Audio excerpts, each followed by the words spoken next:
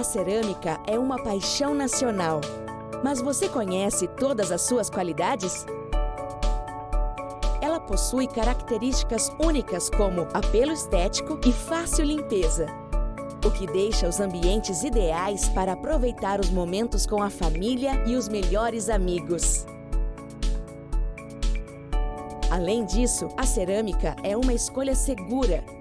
Não é inflamável, é resistente a detergentes e a ataques químicos, é reciclável, higiênica e não retém odores ou manchas. É um produto moderno e atual. Possui design, cores e texturas que agregam elegância e refinamento ao dia a dia.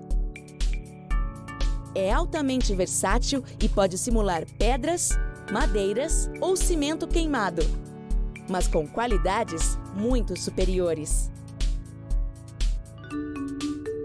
É antiderrapante e ideal tanto para ambientes comerciais como escritórios, restaurantes e lojas, bem como para a sua casa.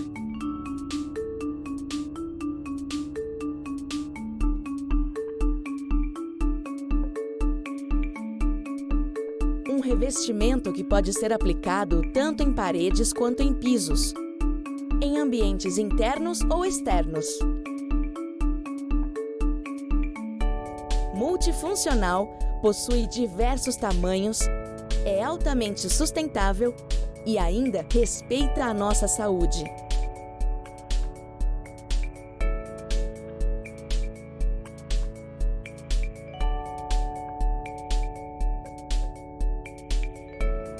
E você sabia que o Brasil ocupa a 3ª posição em produção de cerâmica e a 2ª em consumo no mundo? Além de exportar para mais de 120 países?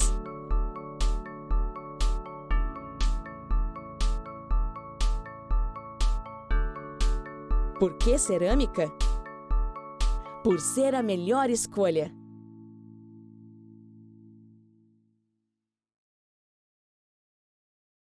Iniciativa Anfacer Mais Sustentável, um compromisso do setor com a inovação, a tecnologia e as melhores práticas socioambientais. A cerâmica brasileira já é reconhecida pela criatividade, inovação e beleza. E agora também será reconhecida por levar a sustentabilidade para o coração do negócio. Por isso, trabalhamos para gerar valor econômico, social e ambiental. E nos últimos anos temos investido nossos esforços em frentes importantes. Medimos a pegada ambiental do setor, analisando nosso impacto em vários aspectos.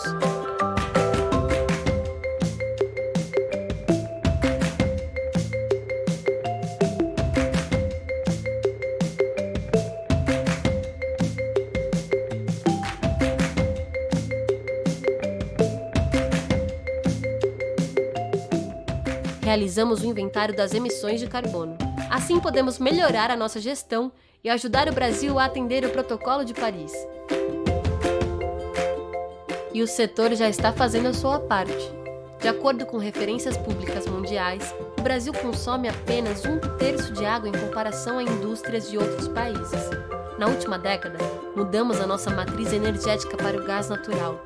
Assim, evitamos uma emissão significativa de carbono equivalente na atmosfera.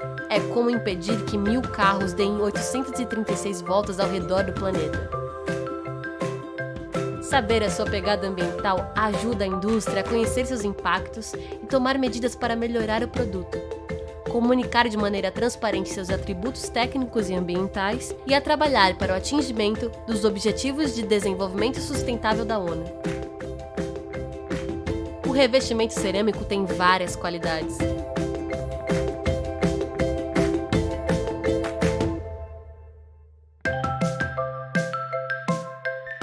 Contribuem para construções verdes e para uma nova agenda urbana de cidades sustentáveis.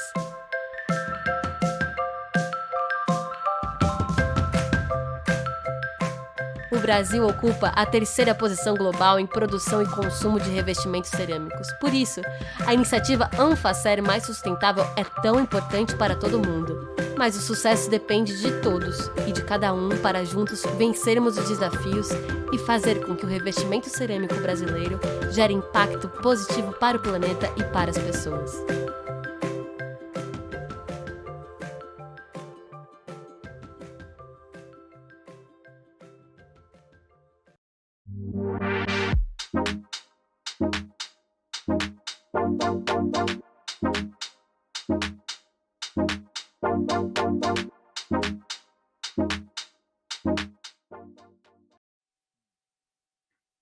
tarde a todos. Em nome da Associação Nacional dos Fabricantes de Cerâmica para Revestimentos e Louças Sanitárias, a Anfacer, sejam todos muito bem-vindos. Meu nome é Cláudia Gonçalves, atuo na Anfacer nas áreas de qualidade, sustentabilidade e inovação.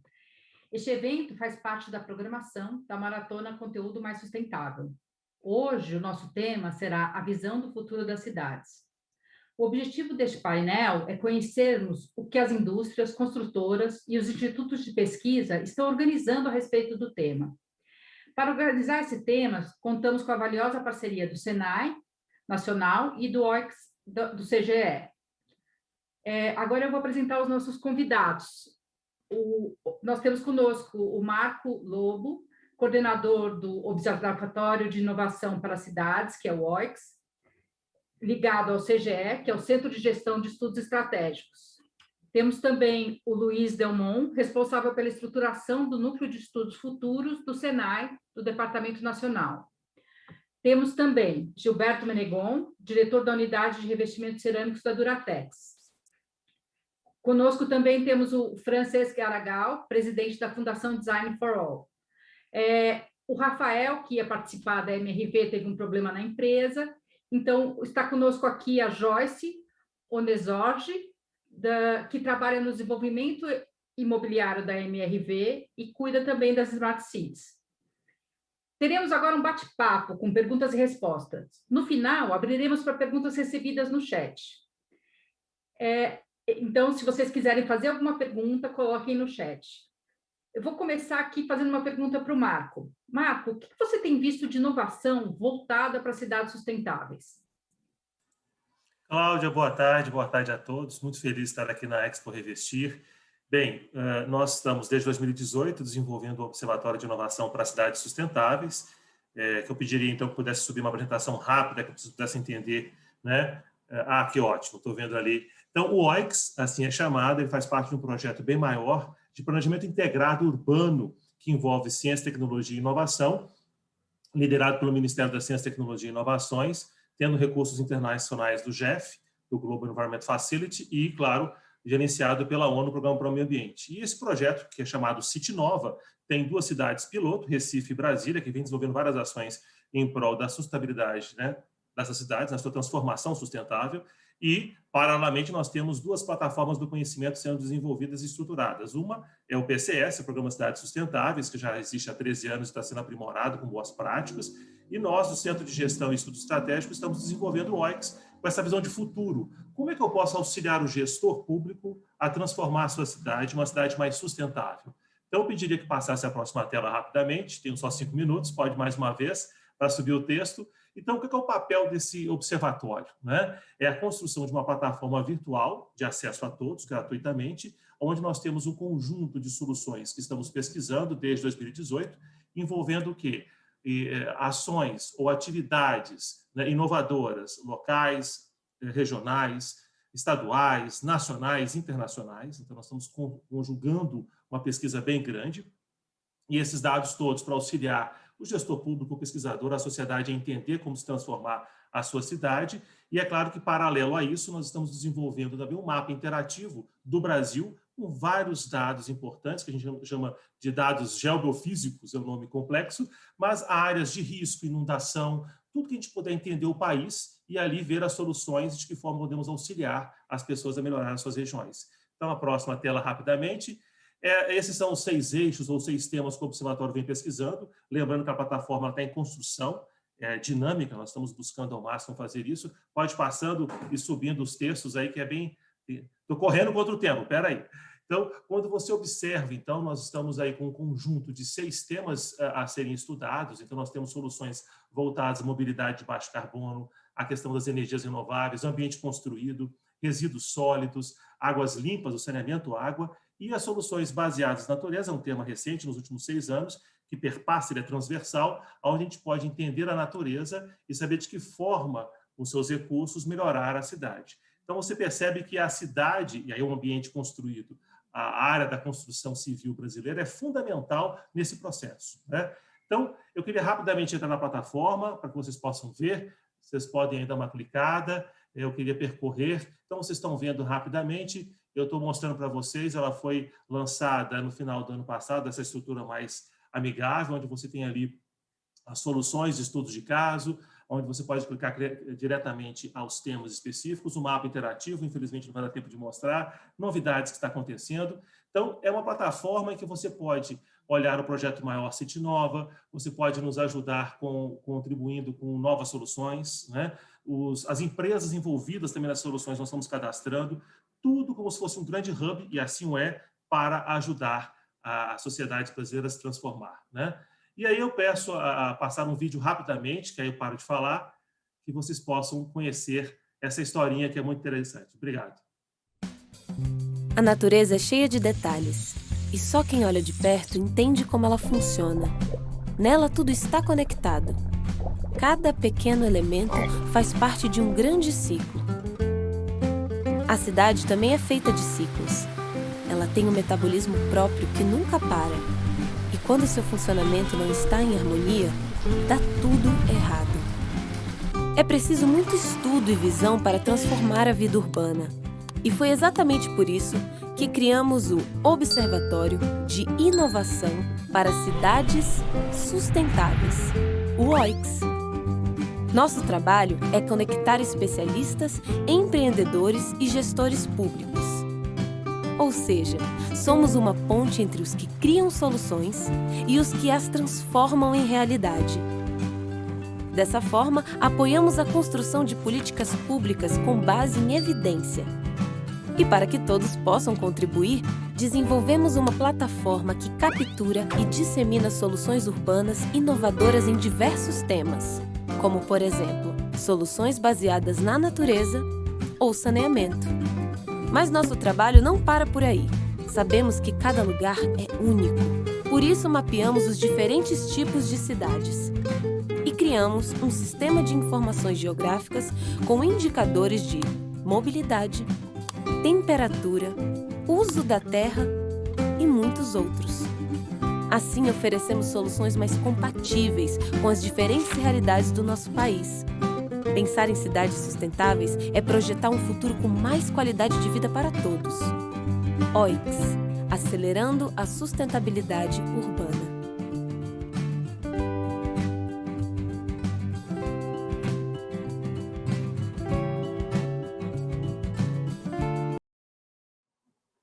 Obrigado. Convido a todos a conhecer a plataforma, nos auxiliem a fazer com que a plataforma se enriqueça de dados e informações e que possamos divulgar a todo gestor público, à sociedade em geral. E ressaltando, com esta pandemia, temos que entender que as cidades elas têm que se tornar mais vitacidades. Não podemos mais continuar com o que eu chamaria, como pesquisador, de necrocidades. Nós precisamos repensá-las, senão não teremos um futuro próspero. Obrigado.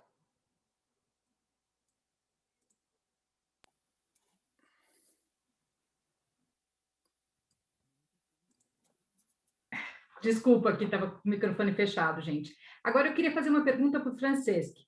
Franceschi, qual seria a sua visão sobre cidades sustentáveis? Boa tarde, Cláudia. Boa tarde a todos.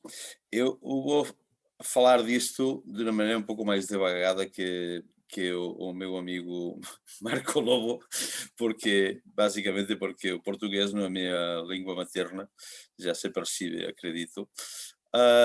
Mas gostaria de partilhar umas imagens para explicar a nossa visão, digamos, do que seja uma cidade sustentável, não? A primeira coisa é que o clima vai mudar e, portanto, é preciso que as cidades sejam preparadas para afrontar mudanças climatológicas importantes, portanto, a proteção da chuva, a proteção do sol, etc. Não? Também, outra ideia que é interessante, se passamos para a próxima imagem, é, evidentemente, cidades capazes de gerar, de produzir a própria energia, digamos, com soluções eólicas, solares também, com economia de energia, mas de criar, digamos, elementos na própria cidade, redes de autoconsumo de energia elétrica, e também isto vai ajudar a reduzir a temperatura do planeta, das cidades também. outra terceira ideia expressada na imagem é o risco que temos frente à desertização das cidades, da rede comercial das cidades, se damos todo o apoio ao comércio eletrónico sem apoiar as lojas locais que dão vida às cidades, não? E, portanto, devemos fazer compatível esta ideia de comércio eletrónico, mas também onde as lojas locais podem participar e o comércio de proximidade, que é mais sustentável, logicamente, tenha também uma participação importante, não?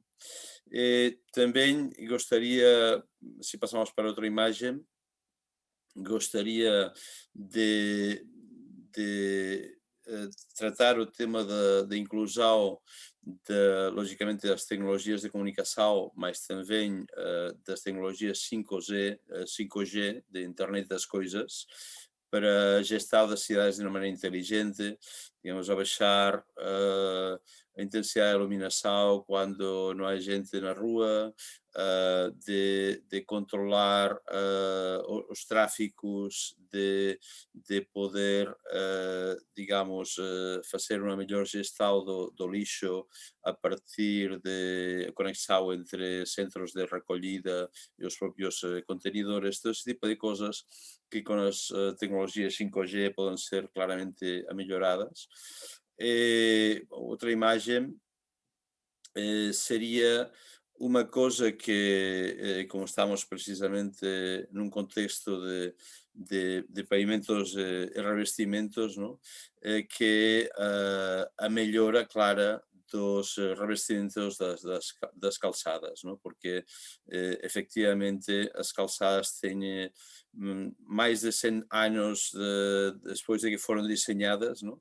E agora precisamos de uma mudança para calçadas que sejam antibactéricas, que sejam antiderrapantes, que sejam limpas, que não atrapem o shopping gum, que não tenham manchas de azeite, etc.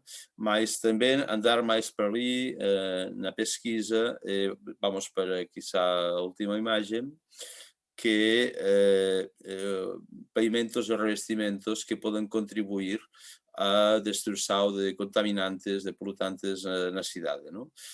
Digamos, existem já pavimentos e revestimentos que utilizam óxido de titânio, óxido de prata, para não só eliminar os contaminantes, mas também para mesmo conseguir eliminar as bactérias das superfícies de contacto com os humanos, não?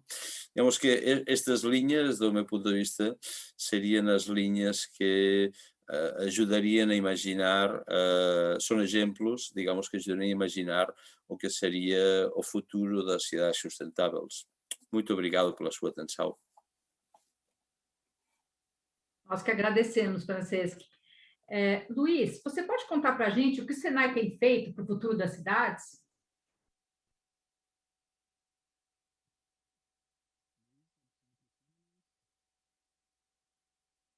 Faz parte. Então, pessoal, primeiro de tudo, queria agradecer a oportunidade e pelo convite que foi feito para estar aqui com vocês, tá? Pessoal aqui da Anfacer, participar da Expo Revestir, quer dizer, o maior evento da América Latina, no setor e na área, né? É um prazer para nós. Então, se puderem colocar uma apresentação, por favor. Eu vou trazer algumas experiências, né? E um pouco como que o Senai tem enxergado a visão sobre futuros das cidades, né? E mais do que isso, entrar um pouquinho mais sobre construção civil e também cerâmica, algumas provocações. Por favor. Próximo slide, então. O que eu quero trazer inicialmente é que a gente está vivendo um mundo em completa transformação. A gente está o tempo todo em transformações, né? E mais do que isso, essa transformação ela pode ser vista como um celeiro de oportunidades, pessoal. Por isso a gente tem que abraçar as incertezas, a gente tem que estar de olhos abertos, corações abertos para o que está por aí, quer dizer, se conectar mais com esses movimentos, e a coragem de tomar as decisões que precisam ser tomadas hoje, no presente. Tá? Por favor. De um ponto de vista mais estratégico, olhando um pouquinho mais da fala que eu vou trazer, eu quero falar um pouquinho sobre certezas que a gente enxerga aqui hoje pelo Senai, pelo futuro, algumas incertezas e oportunidades. Eu até trago essa imagem, que é como a gente tem olhado muito criação de futuros, que essa imagem chama de duas curvas, tá? Onde você tem no primeiro elemento, onde certezas e incertezas, a forma atual de se fazer as coisas, que é o início da primeira curva, e acontecendo, em mesmo tempo, são uma série de oportunidades, as inovações de hoje, que geram incertezas sobre como a gente olha para o futuro. Tá? Olhando 10 anos na frente, ou quer dizer, a quantidade de tempo que a gente entende, tem uma série de oportunidades. Quer dizer, as inovações de hoje, elas podem ser a forma futura de se fazer as coisas, né? Ela passa a ser o mainstream, e também há uma série de oportunidades das formas atuais de se fazerem hoje, como que elas se tornam ativos residuais, mas elas têm uma processo de melhoria. Então, é uma forma que a gente vem aqui provocar, quer dizer, como é que a gente olha o setor hoje, quais são as incertezas e as oportunidades, as inovações que estão acontecendo hoje, e as oportunidades que a gente pode começar a navegar hoje e fazer o salto da primeira curva para a segunda curva, olhando as estratégias que possam ser tracionadas aí nesse momento. Por favor. E aí, falando de um pouquinho de certezas, né, é fato que a gente está vivendo um mundo em transformações aceleradas e onde cada vez mais o ser humano deve estar no centro das nossas decisões. Então, a provocação inicial, estou trazendo aqui a imagem do Covid, do vírus, né? Isso afetou e está forçando uma série de transformações pela qual empresas, organizações, instituições e países estão passando. Tá? Por favor. Isso está afetando a nossa forma de trabalhar, acelerando uma série de inovações, né? E isso leva a uma certeza número 2 que a gente tem visto. Todos os setores da economia, seja ela indústria, serviço, comércio, setor público, eles serão cada vez mais cobrados e responsabilizados, pessoal, pelas decisões que vão ser tomadas, suas atitudes, impacto social e ambiental, tanto hoje quanto no futuro. Resumindo, a gente tem que começar a olhar para isso. E tem uma série de informações, o gráfico depois eu vou deixar com vocês com mais clareza, mas tem uma série de mudanças no comportamento da sociedade para a qual a gente precisa prestar atenção. Por favor. Uma certeza 3, o setor da construção civil ela urge por mudanças. É necessário que o setor e sua cadeia invistam cada vez mais em pesquisa, desenvolvimento e inovação e repensem sua forma de produção, sua jornada e o legado. Tá? E nisso eu falo de toda a cadeia, tá, pessoal? Porque, de toda forma, como a gente tem falado, isso tudo permeia não só a cadeia da construção civil, uma série de outros setores que acabam entrando como novos entrantes no setor da construção civil, exemplo, o setor de TI, cada vez mais forte, com a parte de tecnologias que estão adentrando aí todos os universos, né? E aí eu fiz uma brincadeira trazendo aí umas pirâmides ali à imagem, que é como as coisas vêm sendo construídas nos últimos 3, 4 mil anos, talvez. Tá? Por favor, próximo slide. E aí, falando um pouquinho de incertezas, né, gente? Trabalhando nessa visão de incertezas, talvez foi o convite principal que me trouxe estar aqui com vocês hoje, é esse estudo que nós fizemos com a CEBIC. Então, um abraço, pessoal da CEBIC, um abraço aí ao time que trabalhou com a gente lá, então, nosso querido amigo Dionísio Clavidianos, que é o presidente da Comate. Então, nós fizemos em 2018 e lançamos um estudo sobre habitação 10 anos do futuro. Quer dizer, como que as casas seriam construídas? Como que se dará? Quais são a gente olhou 2 aspectos mais relevantes, que foi a ótica sobre como como é que eu vou dizer? Sobre a ótica da demanda, as necessidades das pessoas, né, as demandas que virão, e sobre a ótica da oferta, como serão os novos modelos de construção, que tipos de tecnologias, novos materiais, enfim. O que foi bastante interessante, até numa conversa que eu tive com o meu querido amigo o Maurício, que é o atual presidente hoje da Anfacer, e na conversa ele falou assim, mas Luiz, não apareceu o setor de cerâmicas no estudo. Eu falei assim, então, meu caro, eu acho que tem um ponto interessante, né? Pode ser um lado positivo, significa que já todas as soluções já estão dadas, ou pode ser um ponto de preocupação que é, se a gente não apareceu, o que será que aconteceu? Será que, qual é a relevância do nosso setor no presente e no futuro? Ainda mais quando a gente discute toda a parte de sustentabilidade, e ainda mais o que a gente está falando agora da parte de Covid, acho que o francês falou brilhantemente da parte de superfícies que inibem a proliferação de vírus, né?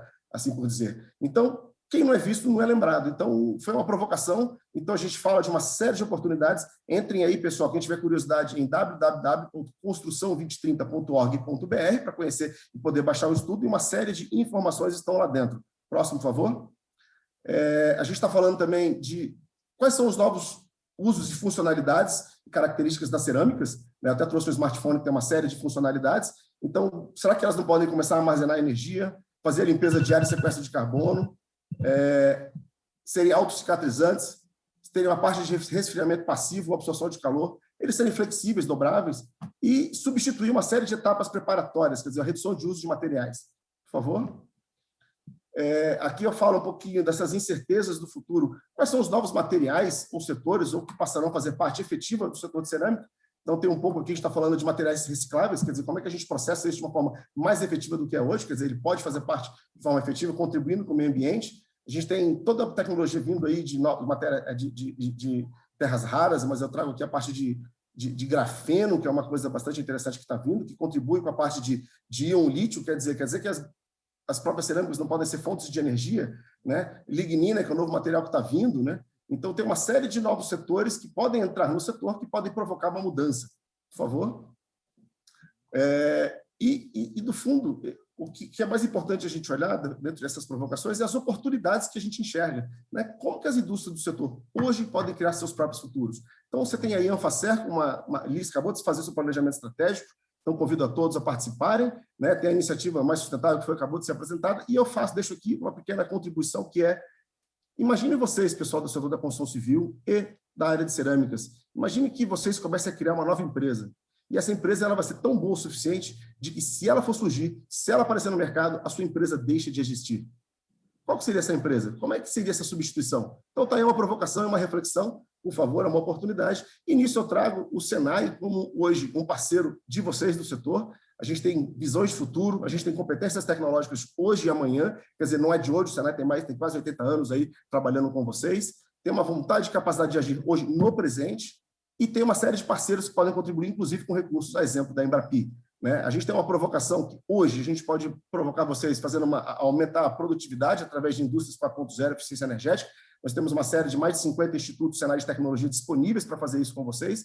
E quando a gente olha na versão de amanhã, quer dizer, novos processos, novas tecnologias, novas funcionalidades, novos materiais pelos institutos Senai de inovação. Então, são 27 institutos que foram criados na fronteira do conhecimento para que a gente possa estar discutindo. Se vocês quiserem saber um pouquinho mais, institutos.senai.br, por favor. E aí, para fechar, eu deixo 3 pontos finais aqui, que é olhar para as necessidades humanas, que fará o diferencial para as organizações que querem estar no futuro.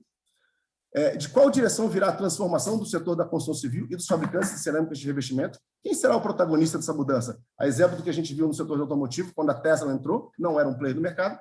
E observem com um olhar mais crítico as mudanças no mundo e traduzam isso em informações relevantes para a sua tomada de decisão. É isso, pessoal. Agradeço aí essa oportunidade de estar fazendo essa fala inicial e essa provocação junto a vocês. Obrigado. Obrigada, Luiz. Agora eu vou fazer uma pergunta para o Menegon. Menegon, como é que você vê a indústria de revestimento cerâmico na transformação das cidades? Seu microfone, por favor.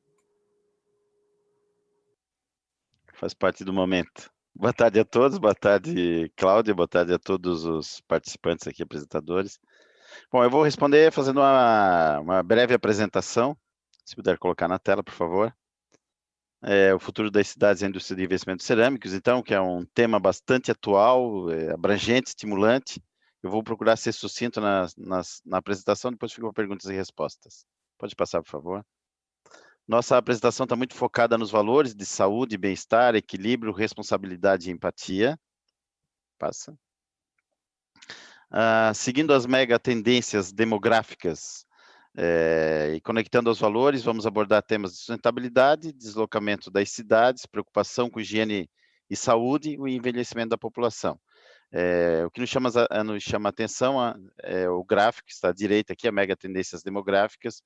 Um espaço de 100 anos, a população mundial terá se tornado 4 vezes maior, 12 vezes mais idosa e 9 vezes mais urbana. O espaço é de 1950 até 2050, que não está bem legível aí, mas essa é a realidade que nós temos. Pode passar, por gentileza. No campo do comportamento e oportunidades, nós notamos aqui, né, o envelhecimento da população. Os idosos são 13% da população, 13,5% da população hoje mundial, e em 2050 serão 16%. O que nos chama a atenção, também está um pouco ilegível, mas em 2040 nós vamos ter mais idosos acima de 65 anos do que jovens abaixo de 14 anos. Então mostra claramente o envelhecimento aqui da população. Isso nos levará, obviamente, a demandas estratégicas como em locais próprios para esse público, planejamento urbano, que garanta a inclusão, produtos que atendam essa demanda, como, por exemplo, funcionalidade de acessibilidade e segurança, placas cerâmicas que têm essa característica, né? Pode passar, por gentileza. Um outro tema bastante importante no campo do comportamento e as oportunidades aqui também é o deslocamento das cidades, a mobilidade. Nós sabemos que a mobilidade urbana já é um tema bastante agravante. Quando nós falamos de zoneamento urbano, é um desafio muito grande, não só no Brasil, como no planeta, no mundo inteiro. E nós vimos aqui, o gráfico também não está muito legível, mas um exemplo, a cidade de São Paulo, que nós tínhamos em 1950, 0,3 ou 300 mil habitantes por quilômetro quadrado, e nós vamos ter em 2050 um total de 3,3 milhões de pessoas por metro quadrado, falando aqui da cidade de São Paulo. Então, veja que a densidade demográfica ela tende a aumentar bastante. Isso levarão as pessoas, no nosso entendimento, ao estilo de vida mais localizados, a micromobilidade, né? Quando nós falamos em micromobilidade aqui, a gente fala de outros meios de transporte, também não só o coletivo, como a bike, o patinete, são coisas que são instrumentos de transporte que deve ser bastante avaliado, e a tendência do trabalho remoto e presencial. Então, esse é um tema que está sendo bastante debatido nesse momento. Então, a pergunta, né, qual é o melhor sistema de trabalho, presencial, remoto? Então, nós entendemos que o trabalho híbrido será o futuro, né? Então, 3 dias presencialmente na empresa e 2 dias remotamente, de home office. Isso chama bastante atenção, porque há um crescimento dos custos. Esse gráfico que mostra o preço das casas tem aumentado muito mais do que a renda e o custo da própria construção. Então, essa também segue como uma tendência. Pode passar, por gentileza. E é isso que nós estamos falando anteriormente sobre a questão da deslocamento das cidades, a mobilidade, né? Então, o tema que está sendo bastante discutido hoje, obviamente, e se debateu muito, que mesmo com o trabalho remoto, muitas empresas têm tido essa experiência de ter tido ótimos resultados, mas a pergunta agora fica, né? Se o ótimo resultado foi por conta do home office, ou os ótimos resultados vieram também com o home office. Então, a gente entende que, como nós falamos antes, então, o uso de ambientes de trabalhos compartilhados vai permitir, então, esse movimento híbrido, né? Tanto de trabalho remoto quanto presencial. Isso, no caso da construção civil, vai ter ofertas de produtos para a segunda moradia, também entendemos como uma tendência, principalmente no campo, serra e litoral, ou seja, fora da sua cidade de trabalho. A busca do lazer com o bem-estar e o trabalho, efetivamente. Pode passar, por gentileza. Também no campo das oportunidades, aí o foco no consumo consciente e responsável, isso nós entendemos. O tema sustentabilidade é um tema cada vez mais presente, então levarão à escolha de produtos duráveis e que geram menos resíduos. Essa é uma tendência não no nosso setor, mas em todos os setores, né, na sociedade como um todo. E no nosso setor nós vimos aí como oportunidades a Smart Building, que são as construções off-site. Pode passar, por gentileza. Então, vou falar um pouco da Duratex aqui, dentre esses valores, desses novos valores na Duratex, a Duratex atua fortemente com iniciativas como, por exemplo, a ecoeficiência, onde nós temos o uso, todo o circuito de água das nossas empresas são fechados, as unidades de revestimentos cerâmicos com vazão de reuso, né, com reuso de 700% acima da quantidade de água captada. Esse é um indicador bastante forte e bastante positivo. 85% dos nossos resíduos sólidos das nossas unidades industriais da Duratex em todo o Brasil são reaproveitados com reciclagem, reutilização, reprocessamento. E um dado bastante interessante que nós entendemos que é o desejo para o futuro muito próximo, foi falado pelo Luiz, inclusive, na apresentação anterior, a geração, e por todos os demais, né? Então, assim, o balanço positivo de carbono. A Duratex, ela já é hoje, ela tem isso como um valor. A Duratex já é hoje uma empresa que tem um balanço positivo de carbono, que é o desejo de muitas companhias no planeta inteiro, para um futuro, e talvez não um futuro tão próximo, isso já é um valor para nós e uma realidade. Em 2019, as operações da Duratex no Brasil removeram 250 mil toneladas de CO2 da atmosfera, já descontada todas as emissões das nossas empresas. Então, esse é um orgulho para nós e uma responsabilidade e um valor para a nossa companhia. É o balanço positivo de carbono. Por favor. Também temos, seguindo aí no contexto da sustentabilidade,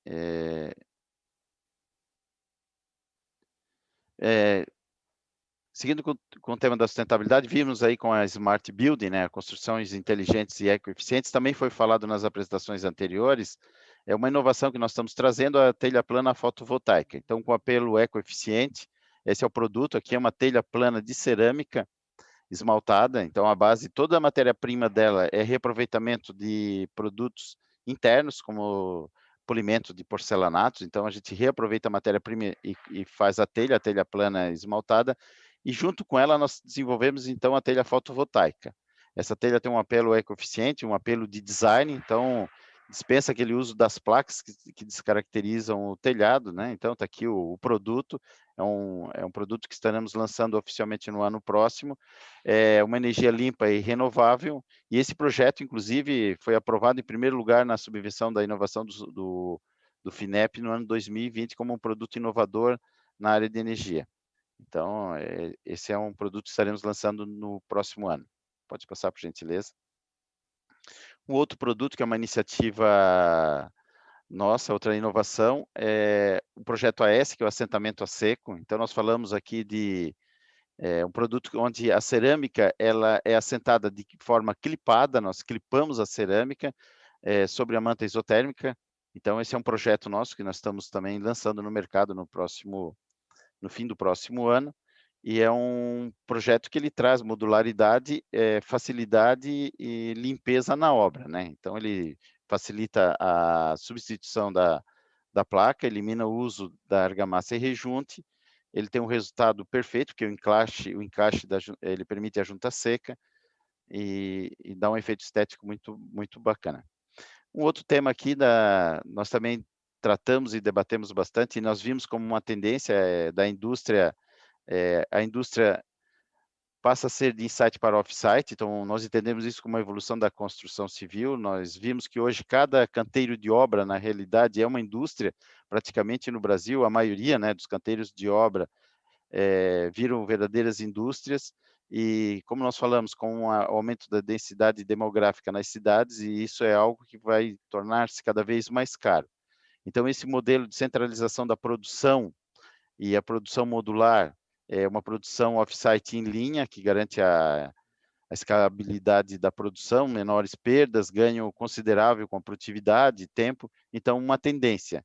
E nós, na área de revestimento cerâmico, estamos trabalhando fortemente nesse sentido da indústria de produção em série, com modularidade, padronização de tamanhos, redução de espessuras e placas, inclusive com tamanhos maiores, facilitando o assentamento. Pode passar, por gentileza. Aqui uma obra, um exemplo disso, né? Uma obra que foi realizado com o Hospital da Retaguarda aqui de São José dos Campos. O hospital foi realizado em menos de 45 dias. Essa obra foi realizada pela empresa Brasil ao Cubo. Pode passar, por gentileza. É uma referência nacional. Um outro grande tema que nós trouxemos aqui, uma preocupação muito grande com a higiene e saúde, então está relacionada, mostra uma triste realidade hoje no Brasil e no planeta, né? Então, hoje, a maior causa de mortes de crianças até 5 anos, esse é um estudo da Unicamp 2012, ainda é uma realidade hoje, é a pneumonia, e 35% dos brasileiros vivem sem esgoto, ao passo que 80% dessas pessoas, 80% dos brasileiros já têm acesso à internet, então a internet chegou muito antes, uma necessidade básica. E outro dado bastante interessante, que 2,2 bilhões de pessoas fazem suas necessidades na rua. Esse é um estudo da ONU, que foi apresentado mais recentemente em 2016. Pode passar, por gentileza. Então, queremos mostrar aqui um programa Vivenda, o programa Vivenda, que é a mudança que vem de dentro, é um trabalho social bastante intenso, e mostra aqui uma realidade. Essas duas fotos tratam-se do mesmo banheiro. Esse é o banheiro da esquerda, é o antes, obviamente, e o da direita é o depois. Então, mostra que nós chegamos à conclusão, né, com essas informações e com a característica da cerâmica. A cerâmica é um produto que ele é calcinado ou queimado acima de 1.100 graus centígrados. Então, pelo simples fato de ser um produto que tem uma função básica, como funcionalidade de impermeabilização, nós chegamos a essa conclusão que as louças sanitárias e revestimentos cerâmicos salvam vidas. Então, vocês lembram do indicador que eu mencionei anterior, que o maior índice de mortalidade das crianças até 5 anos está relacionada a problemas voltados à questão da respiração. Então, nós vimos que o revestimento cerâmicos, ele tem essa característica, tem essa vantagem por si só hoje como um produto, já é uma realidade. Pode passar, por gentileza. E também preocupados, né, nós viemos uma visão de futuro com um cenário mais positivo, e temos indicadores muito bons aqui, né? Então, vimos que 81% dos brasileiros estão buscando ter um estilo de vida mais saudável, 96% dos brasileiros se declaram que vão manter os hábitos de higiene. Esse é um estudo recente do ano passado do Globo. Então, é um indicador bastante forte e uma oportunidade, né? Uma oportunidade. Nós vimos antes um problema que nós podemos, obviamente, já não digo offsetar, mas amenizar com as placas cerâmicas, o tema da pneumonia, e vimos aqui, então, um estilo de vida muito mais preocupado com a vida saudável. Pode passar, por exemplo, por favor, que é uma oportunidade. Então, aqui nós mostramos produtos, né, como, por exemplo, o Protecto da Duratex, um produto que são, nas bases de painéis e pisos, já são produtos bactericidas e antivirais. Existem estudos de diversas placas cerâmicas e louças que já contêm essas características. Produtos Don't Touch aqui, seja de metais sanitários como torneiras, a própria caixa acoplada, descargas, então evita o toque para acionamento da funcionalidade da água. Então, são projetos inovadores, muito voltados para a questão da higiene e saúde e e também com um alto nível de inovação. Pode passar, por gentileza. Então, são todos esses temas que nós falamos, são temas conectados que nós entendemos com o futuro das cidades e com a qualidade de vida das pessoas, e que é uma tendência que todos buscam, obviamente, melhorar a qualidade de vida, estar mais próximo do seu trabalho e da sua família. É isso aí, obrigado.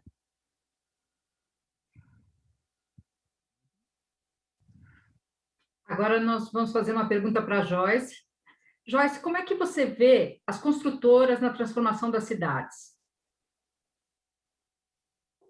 Primeiro, boa tarde, pessoal, né? Obrigada pela oportunidade de participar desse evento muito bacana aqui, trazendo, né, a experiência da MRV no assunto. Eu queria, por favor, que vocês compartilhassem a tela para me auxiliar aí na resposta, tá? Então, pessoal, um tema que muita gente comentou aí nas palestras anteriores, né, é a questão da sustentabilidade, tá? Hoje, né, a MRV enxerga esse item não só como uma tendência, né, mas um ponto central aí na estratégia da empresa. Pode passar, por favor. Eu não estou conseguindo ver estou conseguindo ver o slide bem pequeno, não estou conseguindo ler. Ah, sim, agora consegui. Obrigada.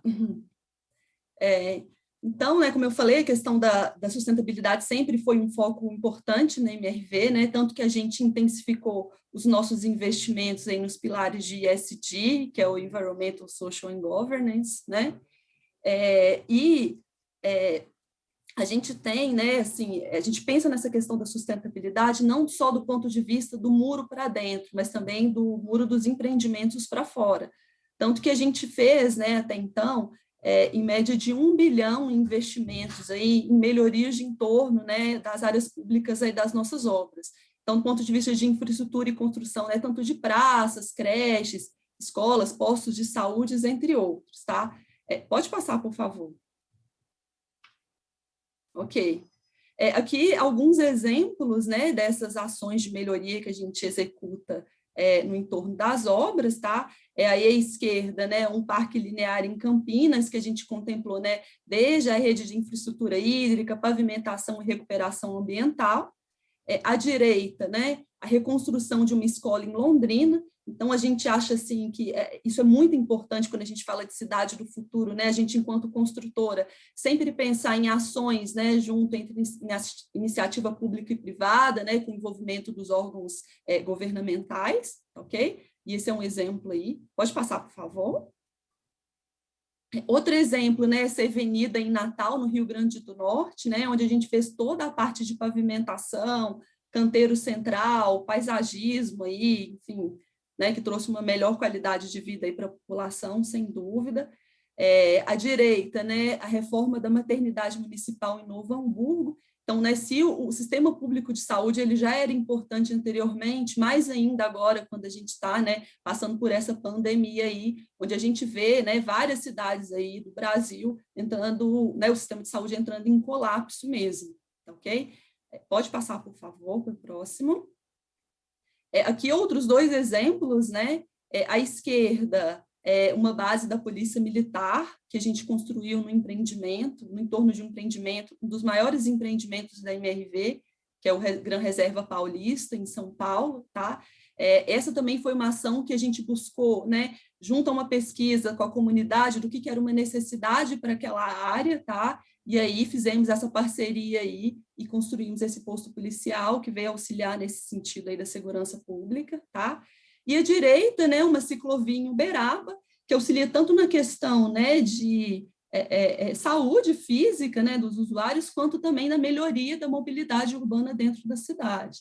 Né? Então, são ações que a gente sempre pensa, né, que não somente, como eu falei, impactam, né, para o nosso cliente, mas para a vizinhança como um todo, ok? Pode passar, por favor, para o próximo. Ok. Então, pessoal, para a MRV, né, quando a gente fala em cidade do futuro, além de tudo que eu comentei com vocês, né, a gente acredita que, a princípio, a gente precisa pensar em 2 questões, né, que é a redução da pobreza e a inclusão social, que seriam temas essenciais aí quando a gente pensa na cidade do futuro. E a MRV ela tem algumas também iniciativas nesse sentido, tá? Uma delas é o nosso programa Escola Nota 10, tá? Que a gente oferece cursos de capacitação em alfabetização e inclusão digital, tanto para os operários das nossas obras, quanto para a vizinhança do entorno, né? E até então a gente teve em média de 4.500 adultos, né, capacitados dentro do programa, né? Fora o que eu comentei com vocês aí também, que é a capacitação também para a vizinhança, seria só né, da mão de obra da MRV, na verdade, tá? Pode passar para o próximo slide, por favor. Outro programa bem legal é o programa Vizinho do Bem da MRV, né? Como que funciona esse programa? A gente conta, né, com a ajuda de uma consultoria externa, com especialistas na área social, tá? Que faz um diagnóstico do entorno dos nossos empreendimentos, tá? E aí, né, identificam tanto oportunidades, ofensores, né, dessa vizinhança do entorno, identifica lideranças comunitárias, tá?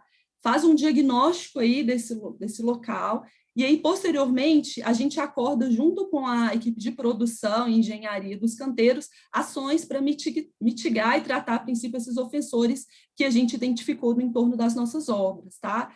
Esse programa, né, ele, até então, está em média de 10 obras implantadas, né, mas com forte tendência aí de abranger para mais empreendimentos, tá ok? Pode passar para o próximo, por favor. Mais um. Ok. Agora, falando de projetos que a gente tem hoje, que estão em desenvolvimento interno, tá? Um deles que a gente viu bastante aderência aqui ao tema é o Smart Cities, né? E aí, por que eu quis trazer essa definição, né? Porque quando a gente pensa no termo smart, muita gente tem tendência a imaginar que smart é efetivamente só tecnologia, né? De fato, se a gente vê, né, os cases de smart cities fora do Brasil, a gente vê que tem uma pegada de tecnologia muito forte, né? Só que quando a gente traz esse tema para a realidade brasileira, a gente vê que tem questões de urbanismo que ainda não foram tratadas e que são importantes, né, da gente abranger quando a gente fala do tema de cidades inteligentes. Então, eu trouxe essa definição aí da Carta Brasileira de Cidades Inteligentes, que foi, né, a princípio, até pouco tempo divulgada, aí, que ela foca bem em 2 temas principais, né, que é a transformação digital sustentável e o desenvolvimento urbano sustentável, tá? E esse é um foco muito importante também do projeto da MRV de Smart Cities, justamente, né, nessa questão de não atender efetivamente somente o pilar de tecnologia, mas também o pilar de sustentabilidade, aí, tratando, a princípio, esses ofensores, quando a gente pensa, né, em problemas aí das nossas cidades brasileiras, tá? Pode passar, por favor. Então, hoje, o que a gente tem quando a gente pensa em parâmetros aí, né, da Smart City MRV? O primeiro deles, que a gente focou bastante, foi a questão dos ODS, né, que é o Objetivo de Desenvolvimento Sustentável, né, focando principalmente no ODS 11, que é o Cidades e Comunidades Sustentáveis. Vale falar que esse ODS, o nosso presidente Eduardo Fischer, ele é o embaixador desse ODS, então ele representa esse ODS, né, a nível nacional. Então, o MRV tem diversas ações hoje, né, de atendimento aos ODS, e a gente tem hoje em desenvolvimento aí uma meta 2030 para potencializar ainda mais as ações que a gente tem hoje, né, e pensando aí no que a gente pode vir a implantar dentro da empresa, tá? Outros 2 parâmetros que a gente utilizou no nosso Smart City foi 2 certificações, né, os sites e o LEED-ND, que é o Neighborhood Development. São 2 certificações de sustentabilidade que têm soluções voltadas para espaços públicos, tá? Nunca foi nosso objetivo certificar nesses 2 selos, tá? Mas a gente buscou bastante boas práticas neles, tá, ok? Além disso, né, as ISO 37120, 37122, que relaciona, né, alguns indicadores aí de serviços urbanos e qualidade de vidas, né, e indicadores para cidades inteligentes como um todo, né? E a Carta Brasileira de Cidades Inteligentes, que foi o que eu citei no início, aí, no slide anterior, né, que é uma premissa muito importante quando a gente fala aí, né, que é essa tradução mesmo do termo para a realidade nacional, ok? Pode passar, por favor. Bem, aqui são as principais categorias ou pilares quando a gente está falando do Smart City MRV, tá? São esses 8 pilares, tá? Como eu falei, né, eles abrangem tanto soluções de sustentabilidade, algumas de tecnologia, mas sempre pensando, né, nessas soluções, tá, que a gente faça em comum acordo com o governo, né, e a comunidade. Então, a gente vê da importância, né, da gente implantar ações de acordo com a necessidade aí de cada uma dessas cidades, ok? Que a gente atua aí, os empreendimentos que a gente constrói, tá? Importante falar que hoje esse tema, né, de Smart City, a gente está avaliando a implantação nos nossos grandes complexos, né? Então, para quem não sabe, né, a MRV ela constrói empreendimentos de grande porte. Então, o empreendimento nosso hoje tem em média de 400 unidades habitacionais, tá? E o tema de Smart City, como eu falei, seriam para os grandes complexos com média aí de 5.000 unidades habitacionais, tá? Um dos complexos que a gente está estudando implantar, inclusive o tema, é um complexo de empreendimentos que a gente está em estudo aí de projeto na cidade de São Paulo, que está previsto em média de 15.000, quase 15.000 unidades habitacionais, né? Então, quando a gente pensa nisso, com certeza é um bairro ou até uma pequena cidade, né? A gente tem cidade no Brasil hoje que não tem uma população tão grande, né, quanto a desse exemplo aí que eu citei agora há pouco, tá? Então, vamos lá. O que seriam basicamente essas categorias, tá? Eu vou dar alguns exemplos. Dentro de desenvolvimento inteligente, são soluções efetivamente de projetos, tá? Então, vão desde, né, a questão da densidade equilibrada, né, que um dos palestrantes falou, a gente tentar aproveitar o máximo possível o espaço urbano, né, para adensamento aí de moradias, ok? Relação em comprimento máximo de quadras, né, então, qual que é a priorização mesmo do pedestre em relação à cidade? Então, ter quadras menores para a pessoa pensar, né, antes de pegar o carro, né, enfim, sair a pé, tá? Entre outras questões, como proximidade de serviços, né, o empreendimento está bem localizado, por isso que a gente não conseguiu serviços ideais, a gente tentar um uso misto, né, para dar essa oportunidade aí, né, de um serviço essencial aí na entrega do empreendimento, tá? Em mobilidade e acessibilidade, a gente vai desde playground acessível, tá? A atendimento às exigências da norma de desempenho, ter calçadas mais largas, né? Então, justamente para essa questão do pedestre mesmo em relação à cidade, bicicletário, aplicativo de carona, bicicleta compartilhada, né? Essas são umas das soluções aí que também estão no nosso radar, ok? Em qualidade ambiental, né? Seria ruas arborizadas, então a gente tem até uma regra, né, de distância de árvores com uma copa de diâmetro mínimo aí, justamente para melhorar essa questão também do pedestre aí na via, tá? A gente também tem uma outra ação no nosso radar, que é da redução dos efeitos de ilha de calor, e aí vem bem dentro do que alguns participantes já falaram aí nas palestras anteriores, né? De pensar em pavimentos que tenham maior refletância também para melhorar a questão do pedestre na rua, tá? Então, uma coisa que a gente também está estudando, né, a aplicabilidade nos nossos empreendimentos, e ter lazer qualificado. Então, hoje, né, o lazer que a gente está abrangendo diversos públicos, né? Eu estou pensando em um lazer para o idoso, para um adolescente, para um adulto, então pensar, né, enfim, ter espaço de interação social, restauração mental, tá? Outro pilar, que é o ecossistema e biodiversidade, seria pensar, né, num paisagismo mais sustentável, né?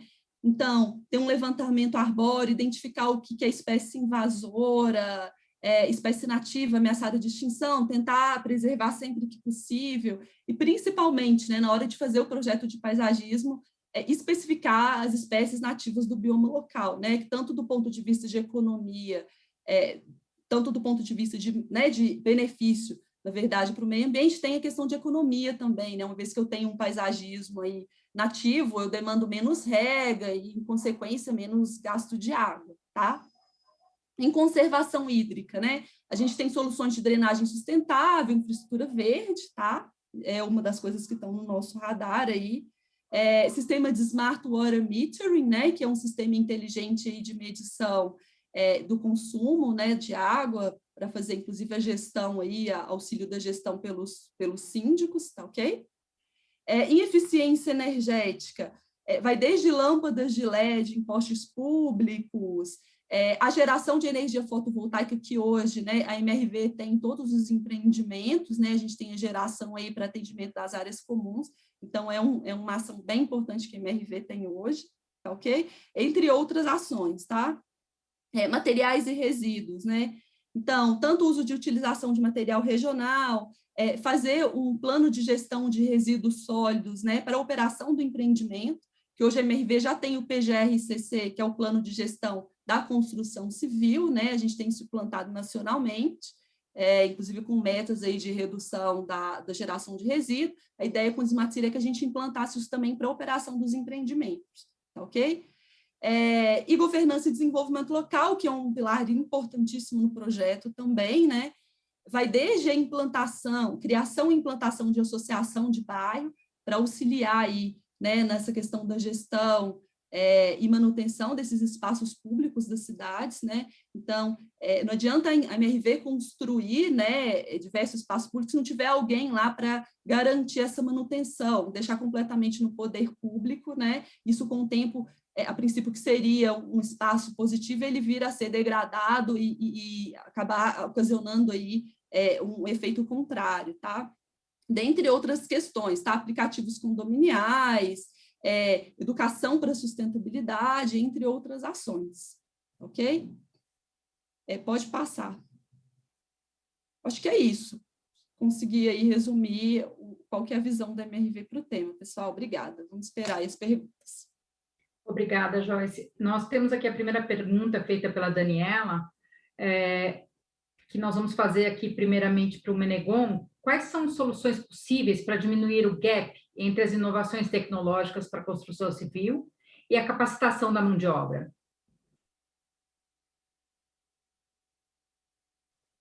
Esse é um tema bastante relevante e nós entendemos que a jornada do consumidor, ela passa por 3 profissionais, necessariamente. O profissional de especificação, um profissional de vendas, depois o profissional de instalação. Então, essa jornada ela tem relação com esses 3 níveis de profissionais. E que nós, da indústria de revestimentos cerâmicos e de louça sanitária ecogênera, estamos muito mais próximos dos profissionais de especificação, profissionais de vendas, do que do profissional de instalação. Então, nós fizemos um estudo, um levantamento dentro do nosso planejamento estratégico da Anfacer. Temos como meta, temos como objetivo investimentos para levar mais conhecimento aos profissionais de instalação, em parceria com as indústrias da construção civil, com empresas ligadas ao tema assentamento, como ferramentas, argamassas, rejuntes. Então, fortalecer as parcerias, e nós realmente temos como um desafio. Vocês vejam esse evento, por exemplo, e tantos eventos que nós fizemos no Brasil, ligados à Anfacer, até a própria Revestir, ela está ligada a um público mais de especificação e o público de vendas. Então, nós entendemos, sabemos dessa necessidade. O profissional hoje de instalação, como sempre foi, é um profissional de especificação também, e é o profissional que vai concluir, né, com todo esse... com a realização do desejo, né, do sonho de uma casa própria, de um ótimo acabamento. Então, a gente investe muito em tecnologia na indústria, e, obviamente, esse ciclo, né, da jornada do consumidor com a instalação da cerâmica, ele tem que encerrar de uma maneira bastante exitosa. Então, isso está no nosso radar, é um projeto que nós temos que trabalhar em conjunto, todos esses canais que eu falei para vocês, entendo que é uma prioridade. Entendemos como a Anfacer também como uma prioridade. Obrigada, Menegon. Franceschi, qual a sua opinião sobre essa pergunta? Sim, eu queria acrescentar também a resposta disso, porque o sector de construção, especialmente do setor público, é um dos setores mais conservadores, mais reticentes a implementar soluções inovadoras. Só para dar um exemplo, ainda hoje está a ser utilizado armado de acero para hormigão, para fazer estruturas, quando no ano 47 foi descoberto pelos russos que a adição de fibra melhorava a resistência de formigão muito melhor que o acero. Mas ainda hoje são nem 4% dos arquitetos, etc., que utilizam isso para as suas obras. Não? Por que estou a dizer isso? Porque, digamos, há uma cadena de gente reticente à inovação, não? Que começa no sector público, digamos que quando estão a pedir o desenvolvimento de projetos, de trabalhos, estão sempre a economizar com os materiais, a não considerar aspectos de sustentabilidade nos materiais, não considerar fazer testes de inovação, não? Então, como consequência também, digamos, as direções, as gerências das empresas de construção são conservadoras, e assim toda a cadena de, digamos, funcionários destas empresas. Não? Portanto, digamos, não é só, digamos, implicar a mão de obra na inovação, mas implicar também os responsáveis anteriores.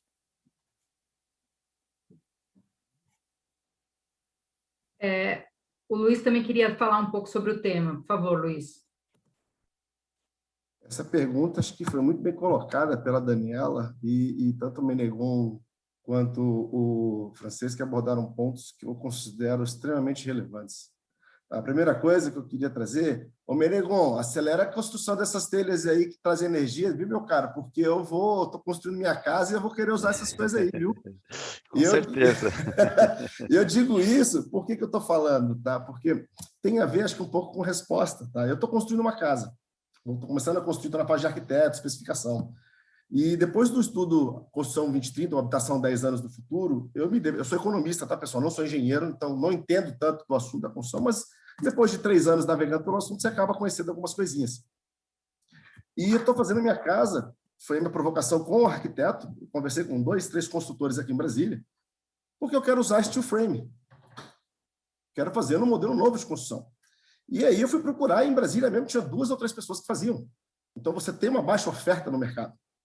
Fora isso, quando eu fui conversar com o meu arquiteto, ele falou assim, olha, isso aí, todas as vezes que eu tentei é mais caro, não faz sentido, é risco. Então, tem um problema também de especificação e de conhecimento do setor. né? Então, eu estou trazendo um exemplo meu próprio e eu quero tentar fazer tudo que eu puder fazer de inovação, de sustentabilidade. Eu quero usar a nossa construção da minha casa. Só que para fazer isso também tem um outro ponto que é interessante, que é a questão do custo. Quer dizer, como é que essa cadeia toda, que eu acho que é, por isso que a pergunta da Daniela é muito bacana, porque isso tem a ver com o custo de fazer a pesquisa, né? Tem um ciclo aí de pesquisa e desenvolvimento, isso virar nota fiscal, que é inovação. Essa inovação, ela ir para o mercado, que as pessoas precisam aceitar ela, que é uma mudança cultural, e a partir disso tudo, aí sim você começa uma cadeia a se mexer. Então, vem o primeiro ponto que eu faço até depois, eu deixo essa pergunta aberta para quem quiser responder, mas é assim, da onde que vem a inovação no setor da construção civil? Vem das próprias construtoras? Ou ela vem, talvez, da cadeia, como, vamos lá, o Menegon trazendo um monte de coisa e forçando e puxando isso, ou ele vem do consumidor? Nesse caso, eu me coloco nessa posição. Então, quer dizer, de onde que é a origem dessas coisas, né? E agora, trazendo uma resposta talvez mais efetiva à pergunta da Daniela, bom, o Senai está trabalhando, acho que o Senai nasceu para fazer capacitação técnica das pessoas, né? Então acho que faz, eu sempre confundo as datas, mas é uns 80 anos que o Senai está aí ativo, fazendo capacitação técnica, tecnológica, ensino técnico, profissionalizante, né? Então, a gente está super antenado, a gente tem alguns observatórios, a gente tem uma série de discussões internas para sempre estar antevendo quais seriam as próximas tecnologias, quer dizer, a gente tem um olhar que é do hoje, quais são as tecnologias que eu tenho, até onde elas vão, quer dizer, para poder, a partir dessa visão, quais são as tecnologias que já estão disponíveis hoje, como é que eu capacito a mão de obra, como é que eu crio cursos, e a partir desses cursos eu deixo as pessoas preparadas para fazer a devida instalação, porque a gente sabe, por exemplo, a Anfacer, eu sei que o setor criou aquelas peças grandes de 2 metros, só que daí um caboclo sozinho não consegue carregar ela para instalar. Quer dizer, tem um profissional não consegue instalar talvez sozinho, precisa de uma melhor qualificação técnica. No caso do que eu estou fazendo, o steel frame, você muda o perfil da pessoa, quer dizer, as peças vão vir todas de Santa Catarina e eu preciso de um cara especializado para poder fazer a montagem da minha residência, que é steel frame, que é uma técnica diferente. Então, assim, se você não começar a olhar a lógica de cadeia e trazer os demais elos para uma discussão, você talvez não consiga evoluir. Então, esse é um ponto. O segundo que eu acredito é a formação da mão de obra. E olhando para a pesquisa e desenvolvimento, acho que o Francesco foi muito certeiro, são poucas as empresas do setor, aí estou falando da cadeia inteira, que investem em inovação. Eu sei que a MRV está fazendo bastante coisa, inclusive a MRV criou um hub de inovação com a gente, com o Senai City, lá em Minas Gerais, então, justamente para fazer inovação aberta, trazer a conexão. Então, isso é uma forma de, a partir do momento que a gente desenvolve projetos, desenvolve não só o projeto, mas você começa a trazer o pessoal, não só da pesquisa, desenvolvimento e inovação, mas você traz o pessoal do chão de fábrica, da obra, que está ali dentro. Cara, ok, desenvolvi uma coisa, agora eu preciso ensinar ele, transferir isso. Aí você começa efetivamente a fazer a transferência da tecnologia e chegar em quem precisa, que talvez seja as pessoas serem capacitadas, e a partir desse momento, aí sim você precisa levar para o mercado isso também. Então, quer dizer, não é um setor que é simples, mas acho que isso não é como é que eu posso colocar, não é um privilégio do setor. Eu acho que toda a cadeia industrial ela tem suas dificuldades, ela tem um processo de pesquisa, desenvolvimento, inovação, quer dizer, mercado e olhar para o setor, né? E a gente tem feito iniciativas nesse sentido, quer dizer, tem essa com a MRV, tem outras acontecendo com o próprio setor da manufatura. A gente tem uma conversa com a Anfacer muito forte sobre como que a gente pode assentar o piso cerâmico de uma forma a facilitar esse processo, acelerar esse processo. Quer dizer, é um outro projeto que a gente tem discutido, né? Então eu provoco aqui os demais participantes que queiram conversar com a gente, né, pessoal da Anfacer, Cláudia, e a gente está lançando um novo desafio também, que já é com o pessoal lá do Ciduscom Bahia, mas o pessoal do CEBIC, a gente aqui e o nosso Senai Cimatec da Bahia, a gente está criando um ambiente de prototipagem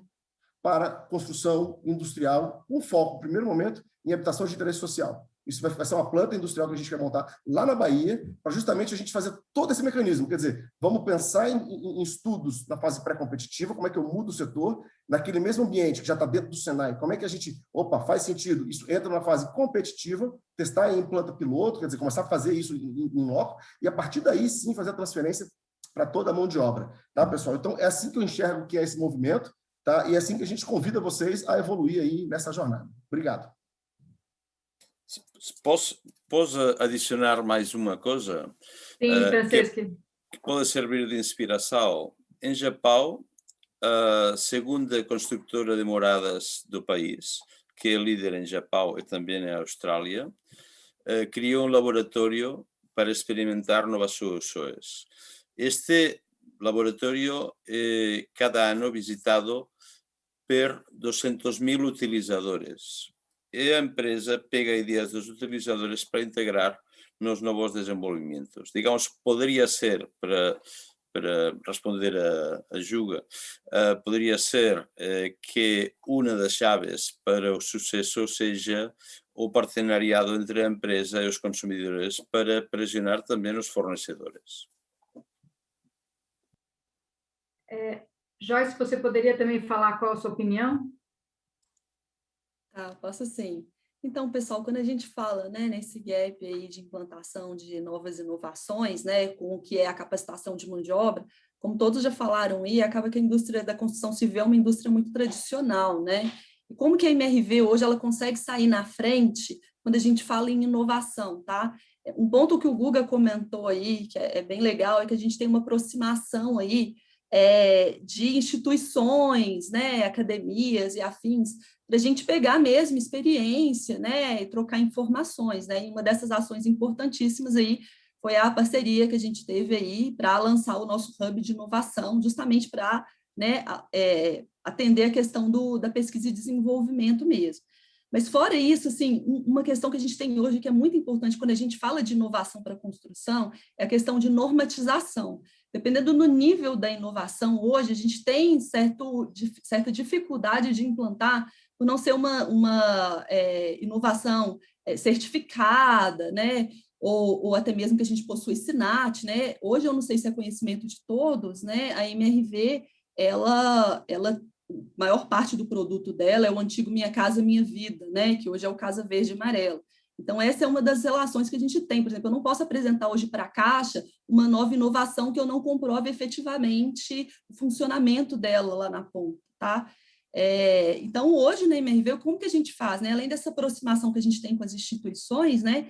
A gente desenvolve, né, pilotos, a gente tem grupos multidisciplinares internos para discutir o ponto de vista de cada um desses departamentos em relação àquela inovação específica, tá? E quando essa inovação é efetivamente implantada, a gente faz primeiro numa escala menor de pilotos, né, para testar efetivamente o resultado dessa inovação, e, obviamente, sempre com essas parcerias, com esses fornecedores, né, para fazer o treinamento da mão de obra, para a gente medir os resultados, e a gente tendo um resultado bacana, a gente implanta para a empresa como um todo, ok? Obrigada, Joyce. Nós temos mais uma pergunta da Daniela também, como o aumento de densidade nas cidades, quais soluções podem ser implementadas para melhorar o escoamento e aproveitamento da água? Marcos, você poderia começar respondendo? Claro. Primeiramente, agradecer aí esse conjunto de banca maravilhosa que estamos tendo aqui. Estou só aprendendo, como sempre, é maravilhoso. Bem, dentro do observatório, o que a gente observa hoje? Especificamente no tema soluções baseadas na natureza. Um dos temas que a gente vem estudando dentro desse tema maior é as soluções que a gente chama de jardins de chuva. Então, os jardins de chuva, eles são hoje mais do que necessários em todos os centros urbanos brasileiros. E aí, claro, a gente tem que ampliar. Quando eu falo jardim de chuva, eu estou falando de canaletas junto às ruas, em vez de você ter o meu fio seco, jogando tudo na boca de lobo, que o cara joga até cadeira, né, escada, né, é uma coisa absurda que nós temos hoje, é você entender uma forma da cidade ser o quê? Menos impermeável. Então, eu fazer com que haja calçamentos que absorvam essa água, os jardins de chuva com canaletas ali, é claro, não estou falando de gramas, né? A questão da grama, a grama muitas vezes ela para a água, ela não absorve. Então, eu estou falando de jardins efetivos, e o Brasil tem uma biodiversidade de plantas incrível que pode absorver e ajudar a absorver essa água, né? E quando você faz todo o processo de pavimentação também de ruas e avenidas, pensar no calçamento que seja também permeável e que também tenha canteiros o tempo todo, ou seja, ter uma construção vinculada à natureza o tempo inteiro dentro das cidades. E uma outra coisa que a gente está esquecendo é a busca constante de praças e parques, né? Eu posso dar um exemplo claro também de solução na cidade de Curitiba, o Parque Barigui, quando as chuvas são muito fortes, ele inunda. Aí as pessoas reclamam, não tem parque. Ótimo que inundou o parque, que não inundou a minha rua. Então, os parques também são fundamentais, não só para o lazer, para o verde, para ser, né, todo um apoio, né, no sentido da cidade estar muito mais voltada a que a gente chama de biofilia, à natureza, mas também ajudar com relação às chuvas. Então, temos que parar de impermeabilizar as cidades e fazer com que elas sejam mais permeáveis. Isso é o natural, a chover e ser absorvido. Então, tem outras soluções que a gente pode discutir, mas existem caminhos que são naturais e, claro, A gente pode muito bem discutir isso. E aí, complementando a pergunta feita que todos os colegas responderam, né, o que nós temos que entender é que para que a gente possa ter ciência, tecnologia, inovação e sustentabilidade nas cidades, em especial brasileiras, é buscar um sistema de inovação. Então, é envolver os laboratórios do Senai, é envolver os laboratórios das federais, das universidades federais, que são muitos no Brasil. Nós temos os chamados Living Labs, o Laboratório de Inovação Urbana, que existem em grandes centros federais brasileiros. Nós temos e tem outras instituições e que nós podemos criar, então, esse sistema. Eu acho que a Anfacer pode lidar e fortalecer isso num sistema voltado à questão do ambiente construído, da construção civil, em que envolva as empresas, instituições públicas e privadas, áreas de pesquisa, e, é claro, isso reflete no ensino. Educação, educação, educação. Eu não posso mudar sem eu não mudar a forma de educar. Será que a educação da engenharia hoje no Brasil civil está nessa visão de futuro? Será que a educação no ensino médio, no ensino fundamental, está fazendo com que as crianças pensem nas suas cidades? É isso que nós temos que refletir. Obrigado. Obrigada, Marco, pela sua participação. A gente tem mais uma pergunta aqui, né? Que tipos de mecanismos faltam que para empresas e instituições possam fazer parcerias para a criação dos futuros preferidos para as indústrias, cidades e países? Luiz, você poderia responder, por favor? Claro, seria bastante oportuno. Agradeço aí. Marcos, antes de tudo, concordo contigo. Você trouxe aí agora, não existe só o Senai, não. Existe um bocado de gente que pode ajudar. E já trazendo a conexão com o que você falou, eu reforço logo um ponto muito forte, que é a Embrapi. A Embrapi é a empresa brasileira de pesquisa e inovação industrial. Ela foi montada aí desde 2012, 2011, está aí ativa. Tá? Ela tem mais de 40, já até esqueci, mais de 40 e poucos centros de pesquisa, unidades Embrapi conectados a elas, que não são só unidades Senai, nós temos algumas unidades nossas lá dentro, acho que são cerca de 15, tá? Mas a gente tem mais uma série de instituições que estão no Brasil hoje disponíveis para fazer pesquisa, inovação e contribuir, fora as universidades federais. Algumas dessas, inclusive, unidades da Embrapi, fazem parte de universidades, tá? E um desses mecanismos que eles têm, que eu vou citar, que é a Embrapi, é justamente esse processo de investimento em pesquisa e desenvolvimento. A Embrapi ela credenciou unidades de inovação no Brasil inteiro, de pesquisa, ela descentraliza recursos, a exemplo, o Senai, uma das nossas unidades, ela recebe esse recurso, está lá descentralizado, tem um projeto de pesquisa, basta uma discussão com a indústria relativamente rápida, já tem projetos fechados de inovação em cerca de 30 dias, basicamente a discussão é em cerca de propriedade intelectual, e fecha um projeto de pesquisa de inovação e se começa o desenvolvimento, da qual normalmente 50% do custo do projeto de pesquisa é arcado com recursos que vêm da Embrapi, que são oriundos, uma parte deles, do governo federal, né, e outros vêm dos próprios institutos de pesquisas. Enfim, existe esse mecanismo, tá, que ele está bastante aí colocado. Existe também o próprio Senai, tem o seu edital de inovação, que hoje é uma plataforma, a gente chama ele de plataforma de inovação, que tem uma série de mecanismos. Um deles é o que a gente chama de, está para ser lançado aí, então já estou falando algumas coisinhas, mas é de missões industriais, que a gente pode criar uma missão ampla, com projetos de maior porte, de 5 a 10 milhões de reais, e a gente vai discutir um pouco sobre como fazer mudanças estruturais em setores, talvez. Um exemplo disso, a Anfacer. Eu adoro quando fui visitar uma das fábricas de vocês, a Almeida, salvo engano, ou foi lá em Santa Gertrudes, que é o polo de vocês, e eu vi um forno de 400 metros de comprimento. Super bacana, é tradicional do setor, mas aí vem a minha pergunta: como é que a gente muda esse processo produtivo?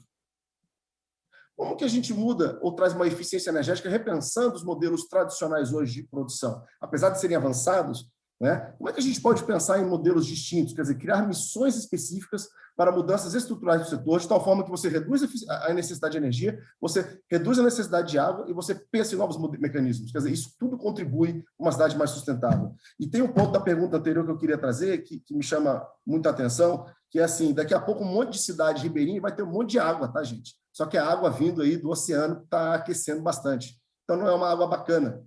Então, eu falo disso para chamar a atenção de que, se a gente não começa a repensar os modelos produtivos, as formas como a gente tem construído, daqui a pouquinho a gente vai ter uma série de impactos nas cidades. e eu acho que mobilidade urbana vai ser um pendeco no mundo inteiro, não é só no Brasil, não.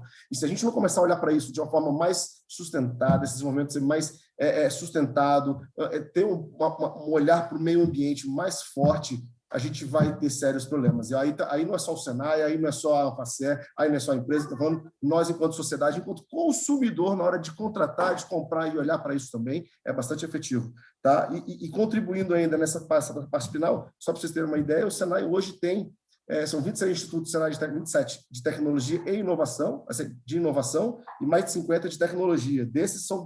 Alguns deles são no setor de construção civil, são no setor de cerâmicas, e os de inovação são em tecnologias transversais que eles atuam de forma conjunta para construir projetos que servem de uma forma mais abrangente, quer dizer, não tem uma única competência, é uma série de competências, porque essas soluções que a gente precisa hoje em dia, pessoal, elas não são tão triviais. E para problemas novos, ou até problemas antigos, se a gente não solucionou eles, a gente precisa de soluções novas. Tá? Então, fazer consórcios de empresas talvez seja um grande mecanismo que significa que é compartilhamento de risco, compartilhamento de custo, em prol de uma visão mais sustentável e mais inovadora para a nossa sociedade. Obrigado.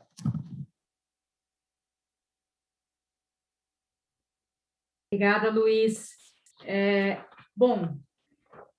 Eu queria avisar a todas as pessoas que estão assistindo que a gente vai ter, além deste evento, nós vamos ter mais 3 semanas com conteúdo sobre esse tema de qualidade, sustentabilidade. Se vocês quiserem saber mais, tem um botão escrito Maratona Mais Sustentável, que está em cima do vídeo, tá? Se não, procurando no site da Expo Revestir, vocês vão ver os próximos temas, tá?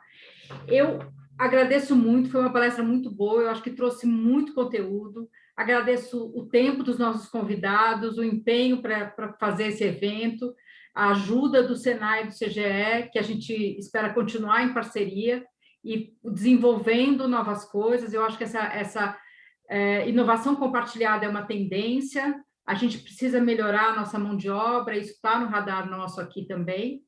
E eu queria agradecer a todos e agradecer as pessoas que estão assistindo também por estarem aqui conosco, aprendendo junto. Obrigada.